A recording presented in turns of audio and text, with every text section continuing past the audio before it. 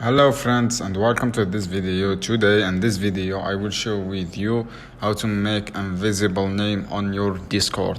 So guys, after you enter your account on your device desktop, click on user setting as you can see here and the bottom left corner, and going to do guys, you just go ahead and click right edit your display name as you can see here, and click on this name head and click on. You can add it a lot of space guys as you can see here, and right here after that guys you save change and should be work guys, and your name will be invisible as you can see here.